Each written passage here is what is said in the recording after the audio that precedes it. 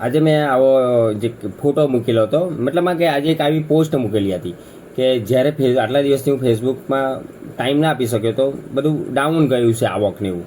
તો ઘણા મિત્રોએ મને પર્સનલી મેં મેસેજ કર્યો, ઘણાએ કોમેન્ટ પણ કરી કે તમે પાછળથી કવર કરી લેશો, અને ઘણાએ પર્સનલ મેસેજ કર્યો કેમ સર આવું થાય, એમ કે આપણે એક્ટિવ ના રહીએ તો ફેસબુક કામ તેમ આવક ખેંચી લે કે આ તે. પણ એવું નથી મિત્રો, આપણે જેટલા સમય ફેસબુક પર એક્ટિવ રહીએ, એક્ટિવનો મિનિંગ શું કે તમે વારંવાર પોસ્ટ કરો, કોઈને કોમેન્ટ કરો, રિપ્લાય આપો કોમેન્ટનો, કોઈને લાઇક શેર આ તે બધું કરો, તો ત્યારે શું થાય ખબર કે તમારા ફ્રેન્ડ્સ એન્ગેજમેન્ટ રીચ વધે. બરાબર, તમારા પોસ્ટની અંદર બધાએ કોમેન્ટો કરી દે, તેને તમે રિપ્લાય આપો એટલે એટલી જ જે પોસ્ટ છે એ બૂસ્ટ થાય. બરાબર, હવે એ આપણી પોસ્ટની વાત થઈ. હવે બીજાની પોસ્ટ, હવે તમે બીજા લોકોની પબ્લિકની પોસ્ટ જે તમારી નથી પણ બીજાએ મૂકેલી છે એની અંદર પણ કોમેન્ટ કરો તમે, તો પણ તમારું પેજ ગ્રો થાય.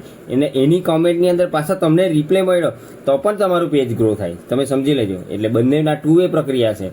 એટલે એવું નહીં કે આપણી પોસ્ટની અંદર જ કોઈ કોમેન્ટ કરે તો જ આપણું પેજ ગ્રો થાય. આપણે કોઈના બીજાનામાં પણ કોમેન્ટ કરીએ ને એમાં પણ લાઇક રિપ્લાય આ તે મળે તો કેમ કે તમે કોઈનામાં કોમેન્ટ કરો, તમે મારામાં કોમેન્ટ કરો તો મારા ફ્રેન્ડ ફોલોવર્સને તમારે ખબર પડે કે આ વ્યક્તિ આ માણસને કોમેન્ટ કરી, અને તમારા મિત્ર મંડળને પણ ખબર પડે કે આ માણસે આ ભાઈમાં કોમેન્ટ કરી. તો બંનેના ફ્રેન્ડ્સો એકબીજાથી કનેક્ટ થાય છે, અને જેમ કનેક્ટ થાય તેમ એન્ગેજમેન્ટ વધે, એના કારણે રીચ વધે, એના કારણે વ્યૂઝ વધે.